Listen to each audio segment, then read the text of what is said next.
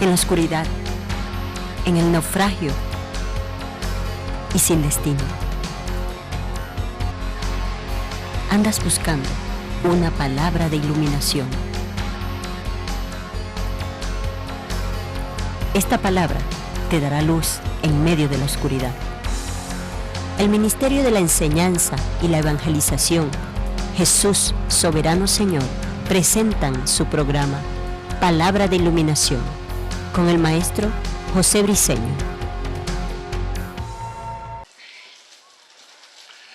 Ok, nuestra tercera clase acerca de lo que es la sanidad en Cristo. La clase pasada dije una verdad, muchas, pero entre las que conmueve es haberle dicho que como maestro no estoy llamado a darle peces a la gente, sino a enseñarlos a pescar. Una cosa es que yo le imponga las manos sobre los enfermos y sean sanos. Y otra cosa es que yo enseñe a la iglesia el poder, el dominio, la autoridad, la fuerza del Señor y yo que tienen sobre la enfermedad, el diablo, el pecado, y que ellos apliquen esa verdad y ellos puedan recibir sanidad sin que nadie tenga que orar por ellos.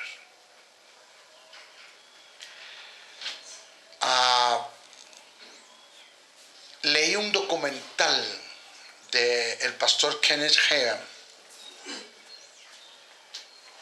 Y él decía el documental que tuvo 12 años pastoreando una iglesia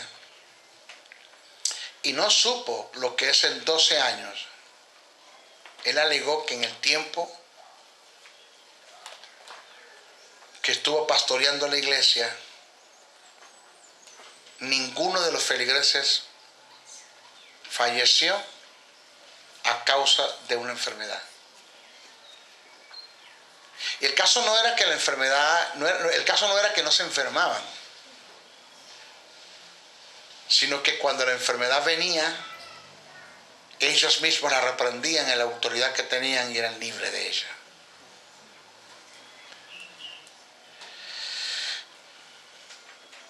El pastor Kenneth Hagin enseñó a la iglesia a depender de los recursos que tienen en Dios, en vez de ser un problema para el pastor, pasaron a ser la solución de su pastor.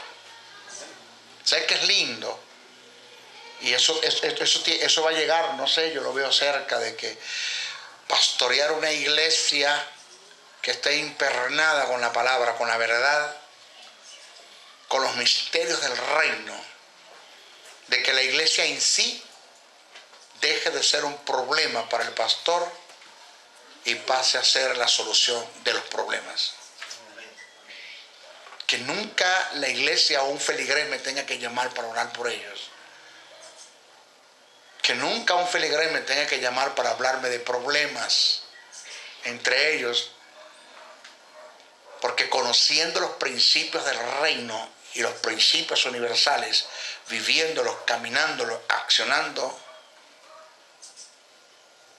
pues los problemas se resolverán, dejarán de tener problemas y ellos dejarán de ser un problema para el pastor. Eso es lo más lindo. Maestro, hay algo que quiero que usted me explique. Santiago en la epístola, en su carta, en la epístola universal de Santiago, dice: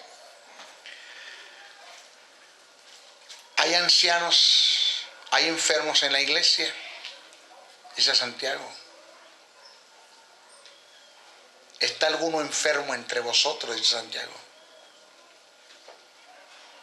Llame a los ancianos de la iglesia y oren por él. Se corre la posibilidad de que si hayan enfermos en la iglesia, es que no lo hemos negado. Aquí no hemos negado eso. Eso no es lo que estoy presentando en el mensaje. el deseo de Dios es que vivamos en perfecta salud hasta el punto que Él nunca tenga que sanarnos. Lo que estamos negando es hacer de la enfermedad un estilo de vida y pasar a ser cristianos o creyentes hipocondríacos, que no es lo que se quiere, ni es lo que Dios quiere, ni es lo que presenta la Escritura en relación al reino. Ahora, o escuché esto bien. De acuerdo al expresado anteriormente, surge una pregunta, es lo que siempre la gente me habla. Si la iglesia fue sanada en la cruz y no fue llamada a vivir enferma, ¿por qué Santiago hace referencia a los enfermos que hay en la iglesia, dando la posibilidad de que sí hayan enfermos en ella? ¿Por qué, maestro? En respuesta a esto, quiero que analices una verdad que está intrínseca en el pasaje. Lo que pasa es que los cristianos, los evangélicos leen Biblia pero no estudian. Negativamente, el apóstol no está haciendo una afirmación, sino una interrogante en casos casuales o fortuitos.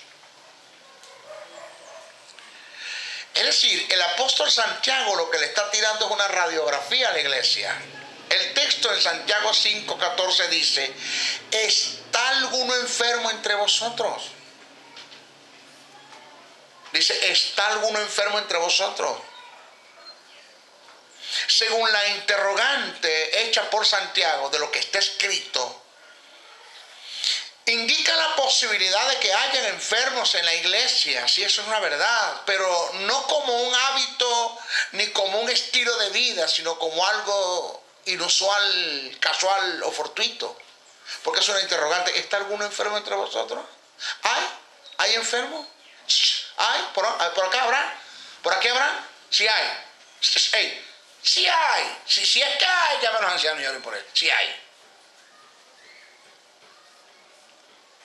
¿Está acá? Ahora hay que preguntar al revés. ¿Está alguno sano?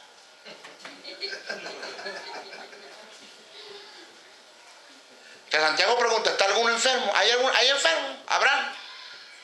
Fortuito, casual. ¿Habrán? ¿Lo hay? Bueno, si es que hay, si es que hay, llamen a los ancianos y oren por él. Vamos a dar el jueguito de la imposición de manos en la iglesia. Esa broma no es para la iglesia. Llamen a los ancianos y oren por él. Sí hay. Ahora hay que preguntar al revés. ¿Está alguno? ¿Hay sanos en la iglesia? ¿Hay sanos? A ver, ¿quién está sano en la iglesia? Como maestro no niego que un creyente, como maestro no niego que un creyente se pueda enfermar. Pero sí afirmo y enseño categóricamente que no debe vivir enfermo. Como creyente estoy en el derecho, es decir, en el derecho, mi legado, y en el deber, mi responsabilidad de vivir, gozar de la sanidad, porque fui sanado en la cruz del Calvario y confirmado con la resurrección de Jesús. O sea, que es el vivir sano es un derecho y es un deber. En estos tiempos, la pregunta que el apóstol Santiago hace en Santiago 5:14 hay que cambiarla. Y en vez de preguntar, ¿está alguno enfermo entre vosotros?, debemos preguntar, ¿está alguno sano entre vosotros? Es lamentable decirlo, pero en la mayoría de los casos, llegas a una congregación y mandas a pasar a los enfermos y un gran porcentaje pasa a recibir la oración de sanidad. Tenemos las congregaciones llenas de personas hipocondríacas. Y a esto se le suma el tipo de ministro que está en nuestras congregaciones dándole peces a los creyentes, pero no los enseñan a pescar. Vino el conocido y respetado predicador Benny Hinn a Venezuela, Maracaibo, Estadio Luis Aparicio lo trajo la iglesia a la cruz en vida de nuestro hermano Inciarte. Amén. No tengo problema. ¿De qué se llenó el estadio? De evangélico. ¿Qué va a hacer un evangélico para allá? ¿A qué va? Ahora, si usted me agarra 4 y 5 y 10 y 20 colectivos y me los llena de gentes que no conocen el evangelio, de enfermos, de gente necesitada, y usted me hace una obra de evangelismo llevando a esa gente al estadio, usted hizo un buen trabajo. Porque Benny Hinn es un ministerio de la iglesia para el mundo. No es un ministerio de la iglesia para la iglesia, es un ministerio de la iglesia para el mundo. Es un evangelista. El tal como Jimmy Swaggart, como Gigi Ávila, como Luis Palao, son ministerios de la iglesia para el mundo. El evangelista no tiene mensaje para la iglesia. ¿De qué se llenó el estadio? De evangélicos. ¿De qué? De curiosos, de evangélicos incrédulos, porque yo no sé cómo se las arreglan para ser creyentes siendo incrédulos, o ser incrédulos siendo creyentes. No sé cómo se las arreglan. Para ver expectativas, a la expectativa, ver cómo Dios sana. A mí Dios no tiene que demostrarme que Él sana, yo sé que sana. Óigase bien, présteme muchísima atención a lo que le voy a decir ahora. Y yo aquí no estoy diciendo nombres, solamente estoy hablando de las características y usted se identificará de quién o de qué, quizás de quién estoy hablando, de todos los que hacen esto. El primero que se asombra de la sanidad que Dios hizo soy yo. ¿Pero por qué me tiene que asombrar esa broma? ¿Por qué me tiene que asombrar esa broma? Imagínate a Jesús que llegó a la casa de Jairo y vio a la niña en el lecho, sin vida, cadáver, y le dijo: Tabita Cuni, muchacha, levántate. Y la niña se levantó, y después que la niña se levantó, Jesús hizo así: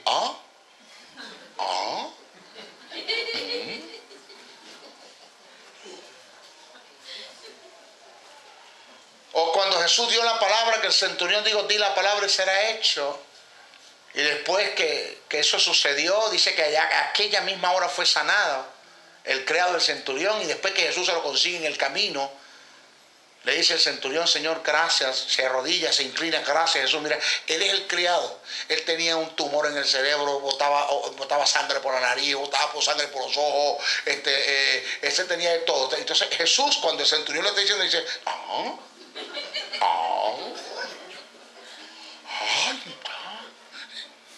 Eso es amarillismo. Es un teatro. Porque a mí esa broma no tiene que asombrar. Oiga, présteme atención. Cuando a mí me asombra lo que Dios hace con otros, lejos está de que lo pueda hacer conmigo. Porque cuando Pablo y Silas sanaron a aquel enfermo y los quisieron llamar dioses, Pablo y Silas dijeron: nosotros somos hombres común y corriente como ustedes, llenos del poder del Espíritu, pero a nosotros no nos asombra esto. Nosotros creemos que Dios lo puede hacer. ¿Usted está acá? Amén. Yo tengo que creer de que Dios lo puede hacer, entonces a mí no me tiene que asombrar esto.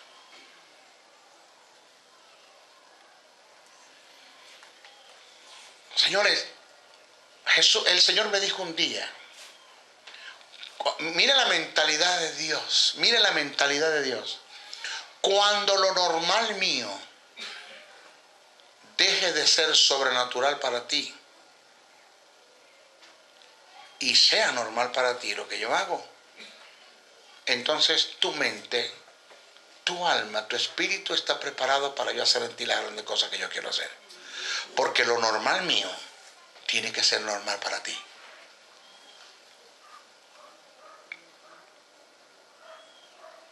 Es como medir. Es como medir la posibilidad de que hayan tipos de enfermedades que sean más fáciles para Dios que otras. Es como cuando una verdad paralela, para que me agarré. Un día le dije yo a Dios en mi oración: Señor, yo sé que esto es fácil para ti. Y el Señor me dijo, nunca más me ores ni me hables así, porque me ofendes. ¿Por qué, Señor? Porque si para mí cosas fáciles, para mí cosas difíciles. Para mí no hay cosas fáciles ni difíciles, yo todo lo puedo. Amén. ¿De qué tú me hablas, Señor? Para mí no es más fácil sanar un dolor de cabeza que un SIDA. ¿Está acá? Amén. Para mí no es más fácil sanar un dolor de cabeza que levantar un paralítico. El problema lo tienes tú en la mente, no yo. Tú. Para ti es más fácil una cosa que la otra. Para mí las dos son iguales. Si crees, verás mi gloria. Amén. Punto. ¿Está acá? Amén. Verás mi gloria. Que viene fulano y vamos a aprovechar, Negar, como pastores. Si viene ese hombre acá a Barquisimeto, Venezuela, bueno, vamos a aprovechar como pastores, agarrar unos colectivos y poner unos 20 colectivos en la cuadra para que todo el mundo vaya gratis, sea sin cobrarle nada, y después que esa gente se convierta allá, entonces anotar la dirección de esa gente, hacer un programa de evangelización. Ya hicimos el de evangelización. Ganar, discipular, consolidar y enviar. Ya ganamos, ya los tenemos, bueno, vamos a discipularlos ahora, vamos a hacer un seguimiento donde usted vive, vamos a seguir trabajando con ellos. Ya, eso lo acepto, pero para que van a montar un poco evangélicos, hermanos, incrédulos, curiosos, que van a la expectativa, carnales y sensuales, que van a ver si lo que a ver si eso es verdad. Ya. Vayan a bañarse, hermano. Perder tiempo yo con esa gente. No puede ser. ¿Usted está acá? Amén. Señores, como ministros competentes y aptos para formar, como ministros competentes y aptos para formar, ¿de qué estamos hablando? Como ministros competentes y aptos para formar. El problema es que no somos competentes y no somos aptos o no tenemos capacidad para formar porque no tenemos nada en la pistola. La mayoría de nuestros ministerios no tienen nada que dar. Porque no estudian, porque no indagan, porque no escudriñan. Pero ni biblioteca tienen, chicos. No tienen un estilo de vida, no han hecho de esto un hábito, el estudio, el escudriñar la palabra, el estudiar las escrituras. No lo han hecho. Y por eso no son competentes ni están aptos para enseñar o para formar. Y por eso comen de las migajas que caen de las mesas. ¿Viven de qué? De manipulación, de intimidación y de control. Sus mensajes están llenos de muletillas, de chistes, de mentiras. Editas un mensaje de 1 hora y quedan 5 minutos de mensaje y 55 minutos de muletillas, de mentiras, de engaños, de tradición, de religión, de dogmas, de paradigmas. Eso está lleno. Señores, como ministros y aptos para formar, lo mejor no es orar por los enfermos, sino enseñarles el poder, la autoridad, el dominio que tienen sobre la enfermedad y llevarlos a un estado de madurez, producto de una buena formación, para que ellos dependan de sí mismos y depositen toda su fe en Dios hasta el punto que nadie tenga que orar por ellos, sino que ellos se ministren en el nombre de Jesús y gocen de su sanidad, que es su herencia y su legado.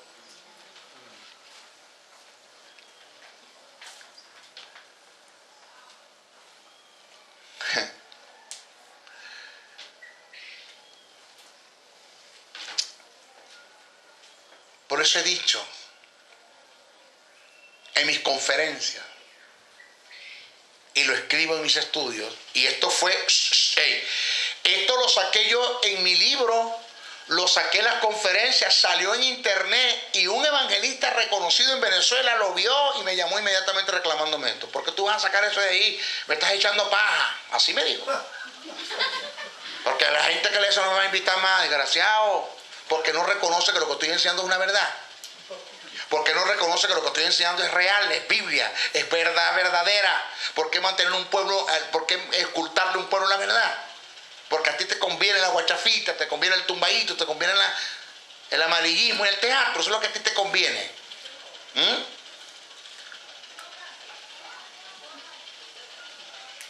Señores,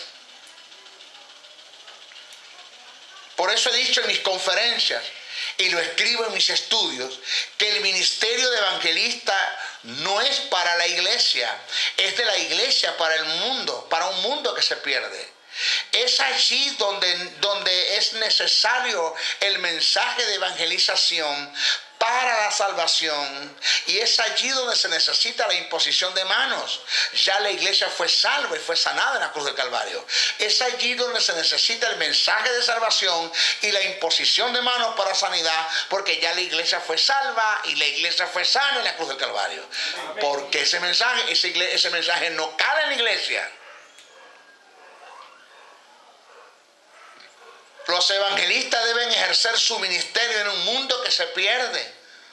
Para la iglesia están los maestros, quienes instruyen en la verdad y pueden formar a los creyentes con el fin de que adquieran una identidad y puedan entender quiénes son, qué tienen y qué pueden en Cristo Jesús, y de esta forma puedan valerse por sí mismos, depositando su fe en Dios. El escritor de los Hebreos descarta la posición de manos como fundamento doctrinal y práctica en la iglesia para los que ya deberían alcanzar un grado de madurez en estas cosas, considerando lo rudimento y elemental, y a su vez nos insta a salir de ellas. ¿De qué? De la imposición de manos. Usted tiene que haber alcanzado madurez en esta broma, chicos, que le está poniendo la manito todo el tiempo. ¿Hasta cuándo? Él escribe: por tanto, dejando ya los rudimentos de la doctrina de Cristo, vamos adelante a la perfección, no echando otra vez el fundamento del arrepentimiento de obras muertas, de la fe en Dios, de la doctrina de bautismo, de la imposición de manos. ¿Qué tiempo vamos a estar imponiendo manos? ¿Qué tiempo? Por favor.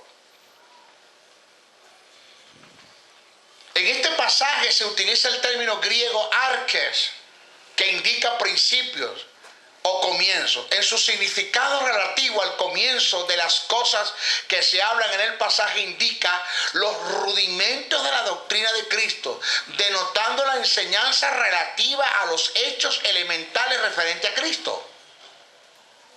El autor de los Hebreos afirma que la iglesia no está para tales prácticas, que el rol de ella es ir camino a la perfección en el conocimiento de mejores cosas, hasta el punto de que llegue a un estado de madurez y de perfección para poder así alcanzar la estatura y la medida de nuestro Señor Jesucristo.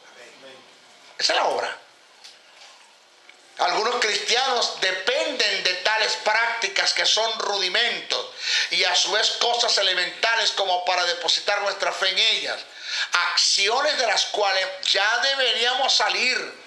En un caso extremo que hayan enfermos en la congregación, Santiago dice: si hay enfermos, llamen a los cristianos, a los ancianos de la iglesia, y oren por ellos, según Santiago 5:14. Lo primordial de todos creyentes es entender cuáles son los recursos con los que cuenta y valerse de ellos en relación a la sanidad. Ahora, vamos a estar claros. Búsqueme usted un pasaje en el Nuevo Testamento donde Pablo le pidió a alguien que pusiera la mano sobre él para sanidad. Que de paso el aguijón de Pablo no es una sanidad, no es una enfermedad. Ya se lo voy a explicar. Yo le expliqué qué es el aguijón de Pablo. Búsqueme usted un pasaje donde Jesús le dijo a sus discípulos: muchachos, oren por mí que tengo dolor de cabeza. Búsquelo. Búsqueme usted un pasaje donde Pedro le dijo a los discípulos: pónganme la mano, muchachos, que tengo un dolor de cuello, un dolor de pulmones, tengo un viento por aquí. Búsquenlo. El viento lo puede tener en cualquier parte, por ahí no. Búsquelo.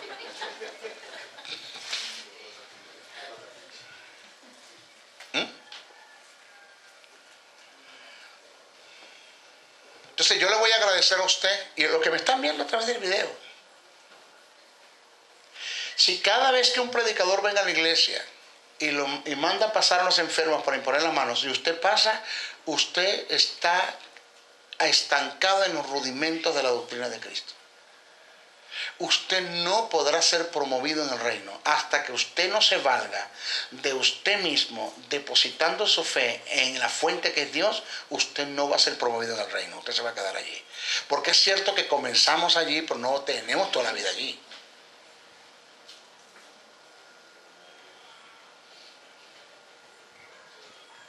Pasan los enfermos, que ninguno pase. No hay enfermos, fuimos sanados en la cruz del Calvario.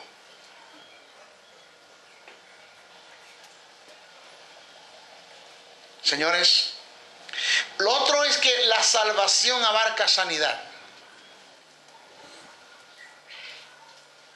Ahora, mire esta pregunta que le voy a hacer a usted.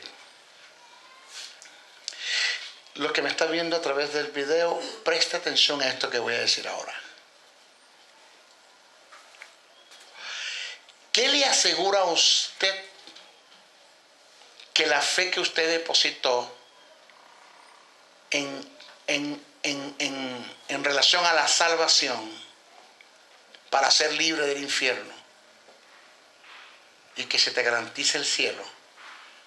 ¿Qué te asegura a ti que eso está haciendo o causó efectos en ti cuando no has tenido fe para ser sana o para ser sano? Si la misma fe que depositaste para ser libre del infierno y para ir al cielo es la misma fe que depositaste para ser sano, ¿qué te garantiza a ti que tú eres salvo cuando no tienes fe para ser sana? Diga, ay. Porque es la misma fe. Soteriología, soteria, justificación, santificación, preservación, liberación de la muerte física y espiritual, liberación de la miseria y liberación de la enfermedad. Eso es salvación. Entonces, si fuiste salvo, si tuviste fe para librarte del infierno y para que te garanticen el cielo, tuviste fe para ello, pero no tuviste fe para librarte de la enfermedad, que es un mismo infierno en la tierra, en vida. Entonces Dios le dice a Cristo, yo no entiendo la fe de estos evangélicos, no lo entiendo. Ellos creen por una cosa y por otra no. Ahora, si una sola fe te sirve para todo, ¿qué te garantiza que tú eres sano? Que tú eres salvo. ¿Qué te garantiza? ¿Dónde está acá? Piensa en eso.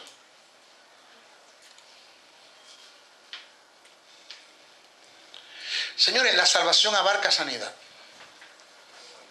Si analizamos desde el punto de vista etimológico, nos daremos cuenta que los términos utilizados en el griego para referirse a la salvación del alma son utilizados para la sanidad del cuerpo. A continuación describiré dichos términos. Fíjese esto.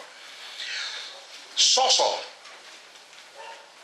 significa salvar, librar, proteger, lo mismo literalmente o figurativamente.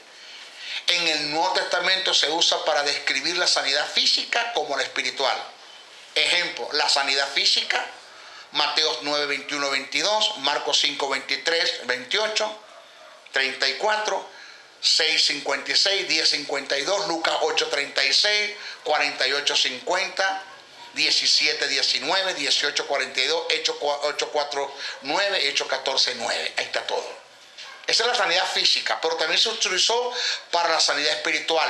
Ahí están los textos, Mateos 1, 21, 18, 11, Marcos 16, 16, Juan 12, 47, Romanos 11, 14, primera carta a Corintios 1, 21, primera carta a Timoteos 1, 15, Hebreos 7, 25, Santiago 1, 21.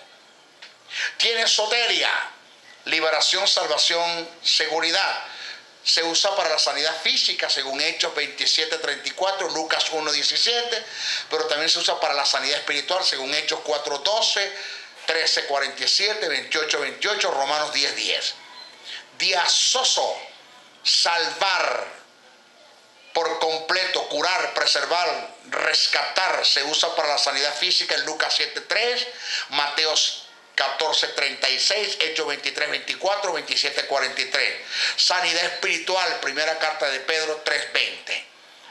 Tienes aomai, que significa curar, Tienes para la sanidad física, se utilizó en Mateos 8:13, 15:28, Lucas 5:17, 6:19, 9:2, Juan 4:47, y para la sanidad espiritual se utilizó en Mateos 13:15, Juan 12:40, Hechos 28:27, Hechos 12:13.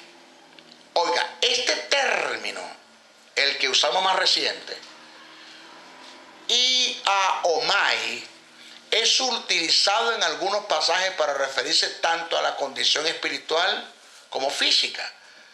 Lucas 4:18, Hechos 10:38, Santiago 5:16, primera carta de Pedro 2:24. ¿Qué queremos nosotros presentar con esto? Esta verdad. El libre uso de estos 4 términos para describir y hacer referencia a la salvación espiritual y a la sanidad física, en mi opinión, indica que los apóstoles veían los 2 beneficios como un resultado del sacrificio en la cruz. Esto es confirmado por el apóstol Pedro al hacer mención de la salvación espiritual y física juntamente en el mismo pasaje. Citemos el texto. Quien llevó él mismo nuestros pecados, ahí está hablando en el área espiritual, en su cuerpo, quien llevó él mismo nuestros pecados en su cuerpo sobre el madero, para que nosotros, estando muertos a los pecados, vivamos a la justicia, por cuyas heridas fuiste sanado. Sanidad espiritual y sanidad física. En la cruz, Cristo aseguró para cuantos desean creer en Él una salvación integral, sanidad del espíritu, alma y del cuerpo. Desde el punto de vista bíblico textual, también se puede demostrar esta verdad. Marcos 5, 25, 34 trata de la mujer sana del flujo de sangre. El verso 34 nos dice que después que la mujer tocó el manto de Jesús, Él le dijo: hija, tu fe te ha hecho salva. Soteria, ve en paz y queda sana de tu azote. Si observas bien el pasaje, el término salvación fue usado para referirse a la sanidad física. En Lucas 5, 19, 25 tenemos otro ejemplo de esta verdad. Se trata del caso del paralítico que descendieron por el techo. En el verso 20 Jesús le dijo al paralítico: hombre, tus pecados te son perdonados. Pero vamos a analizar esto. Vamos a analizarlo. Si observas bien, Jesús hasta el momento no había expresado nada acerca de la sanidad física. Solo lo hizo mencionando el perdón de pecados. Pero a causa de la murmuración de los escribas y de los fariseos, les dijo. O sea, a Jesús le bajan el paralítico por el techo, se lo colocan al frente. Jesús se lo queda mirando y le dijo: hijo, tus pecados te son perdonados. Oiga que usted leyó Biblia, usted no estudió. Presta atención que se lo voy a explicar bien. Se le va a prender el bombillo. ¡Ping! Digo, wow, qué verdad hay ahí. Oído que Jesús dijo: tus pecados te son perdonados. Jesús no ha hablado de sanidad. Habló fe de perdón de pecado. ¡Hereje!, dice un fariseo y un saduceo por allá.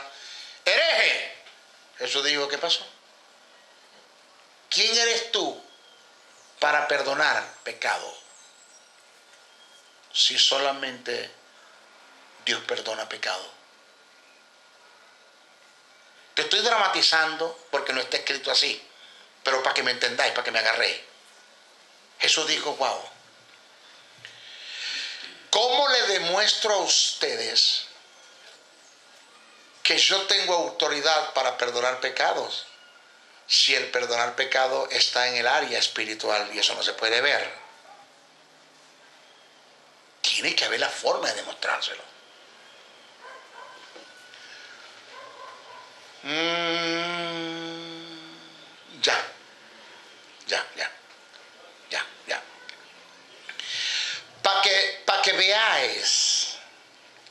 Hijo del Hombre tiene poder para perdonar pecados. Le digo a este paralítico, sé sano, toma tu lecho y vete a tu casa. Al instante el paralítico, tomando el lecho, se levantó, fue sano a la vista de todos. Y los fariseos dijeron y entendieron, verdaderamente tiene poder para perdonar pecado, porque se produjo la sanidad. Y la promesa dice, el que perdona todos tus pecados y sana todas tus dolencias. Amén. ¿Usted lo agarró? Amén.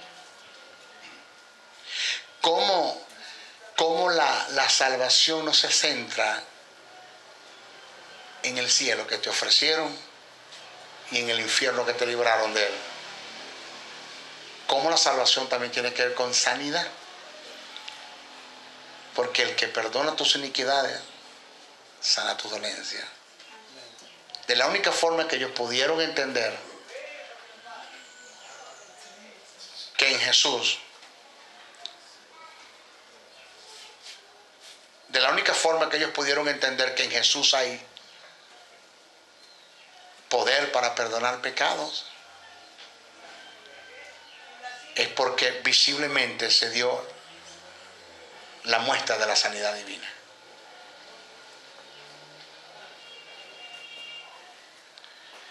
Jesús les dijo así, ¿qué es más fácil decir? ¿Tus pecados te son perdonados? O decir, levántate y anda. ¿Qué es más fácil decir? Pues para que sepáis que el Hijo del Hombre tiene potestad en la tierra para perdonar pecados. Digo al paralítico, a ti te digo, levántate, toma tu lecho, sé sano y vete a tu casa. Al instante, levantándose en presencia de ellos y tomando el lecho en que estaba acostado, se fue a su casa. Los escribas y fariseos, los que estaban presentes, pudieron entender que Jesús tenía autoridad para perdonar pecados, porque físicamente Jesús sanó la enfermedad. Porque según los pactos, el perdón de pecado también abarca sanidad. Amén. El Salmo 103:3 dice, Él es quien perdona todas tus iniquidades y el que sana todas tus dolencias. Según Juan 3:14 y número 21:8:9, Cristo es el ente, el antetipo de la serpiente que Moisés levantó en el desierto.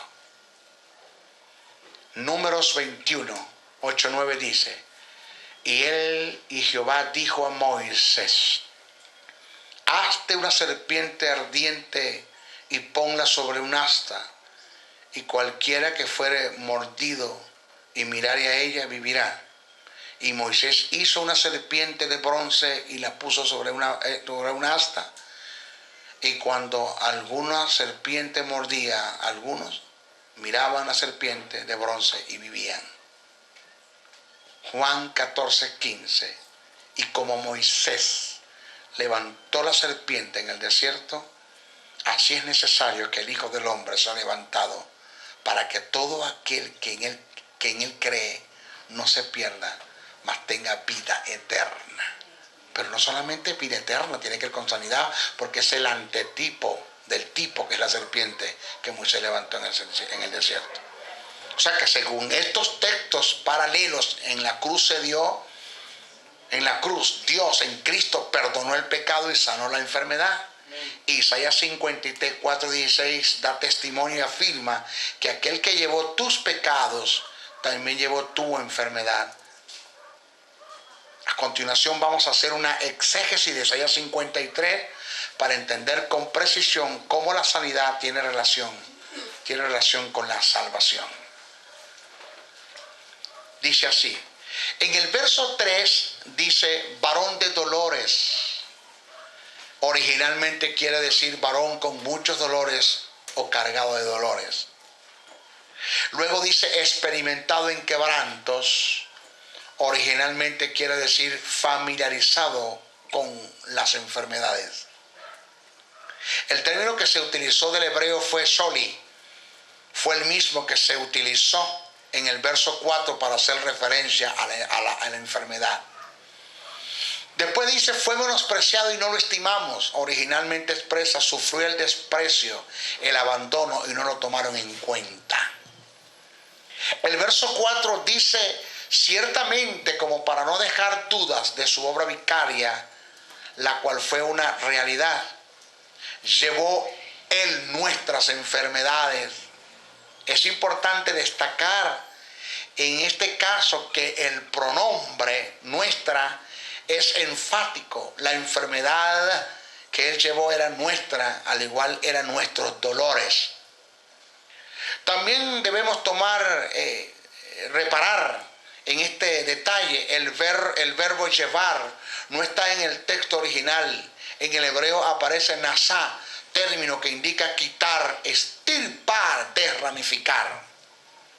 El término airo fue el que equivalentemente en griego se utilizó Juan para dar testimonio de Jesús como el Cordero de Dios que quita el pecado del mundo, teniendo el mismo valor y significado que en el hebreo. Cuando Juan dijo, he ahí el Cordero de Dios que quita el pecado del mundo, lo que Juan quiso decir, ahí el Cordero de Dios que extirpa, desramifica el pecado del mundo. El verso 5 dice, mas el herido fue por nuestras rebeliones. De aquí podemos aprender una gran verdad. Si unimos los dos pasajes, podemos darnos cuenta que Jesús, conforme quitó el pecado, quitó la enfermedad, según Juan 1:29 y Isaías 53:4.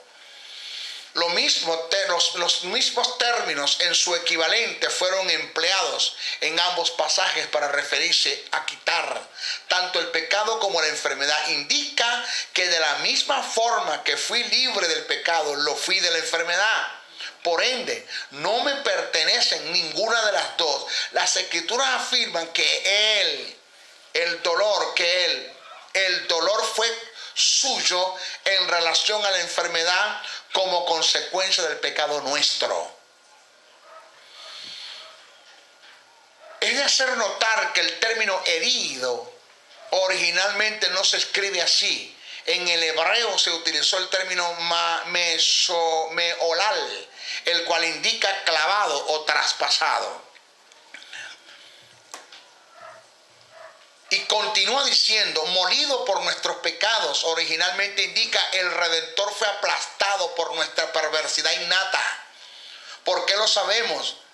En el hebreo el término molido es matkam, el cual significa aplastado, triturado totalmente. Luego dice, el castigo de nuestra paz fue sobre él, con lo que originalmente se nos dice que el castigo que condujo a nuestra paz fue sobre él. Debemos tomar en cuenta lo siguiente, el término paz tiene una rica variedad de significados, los cuales no solo indica paz, sino salud, bienestar, prosperidad, plenitud. Esto indica que el pasaje quiere decir en todas sus experiencias, en toda su extensión, el castigo el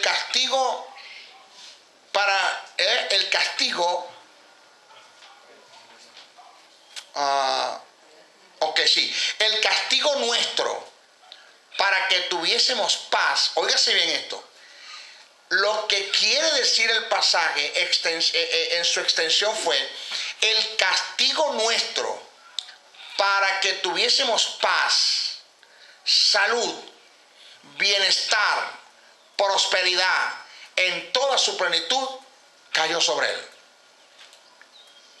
Luego dice, por sus llagas fuimos nosotros curados o sanados. Primera de Pedro 2:24, el término utilizado es heridas, mientras que Isaías utiliza el término llagas.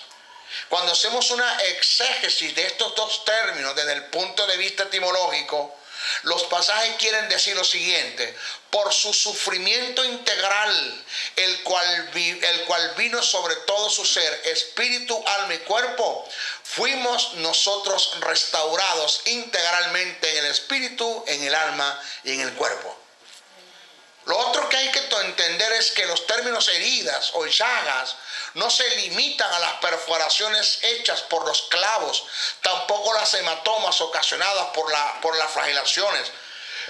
Los términos originalmente tienen que ver con el dolor y el sufrimiento integral que pasó Jesús en todo su ser. El grave problema de la iglesia está en la enseñanza. Nos dijeron que la salvación se limita solo a la vida eterna y nunca incluyen la sanidad. Nos conformamos con la vida eterna, no importando si enfermamos o no. Creo que así como resistimos el pecado en nuestra vida y nos sentimos mal cuando fallamos, de la misma manera debemos resistir la enfermedad, ya que esta es parte de la maldición. Vivir enfermo no nos condena ni nos hace unos malditos, pero sí nos cercena nuestra bendición, llevándonos a caminar en terrenos de maldición. Y a su vez atenta en contra de nuestra vida, dejando de ser fructíferos en la obra de Dios. En conclusión, debemos entender que la salvación abarca sanidad. Ahora, si yo lucho en contra del pecado o cuando peco me siento mal, ¿por qué cuando estoy enfermo no me siento mal? Esto es emocionalmente hablando. Porque físicamente me siento mal porque estoy enfermo. Pero ¿por qué no me siento mal emocionalmente? Así como el pecado afecta mi emoción y me contristo y me siento mal con Dios porque pequé, ¿por qué no me siento mal cuando estoy enfermo con Dios? ¿Usted está acá? Amén. Señores, bendiciones, bendiciones, bendiciones. Si has sido bendecido a través del mensaje transmitido en este programa, comunícate por los teléfonos 0058-416-860-7602, 0058-414-9992 o al 0058-261-737-3387. Escríbenos a los correos electrónicos josebriceno77@hotmail.com, meejesussoberano77@hotmail.com. Y si deseas seguir disfrutando de estos mensajes, ingresa a nuestro portal web maestrojosebriceno.blogspot.com. Suscríbete a nuestro canal en YouTube o visítanos en Facebook. Será hasta una nueva oportunidad en su programa Palabra de Iluminación.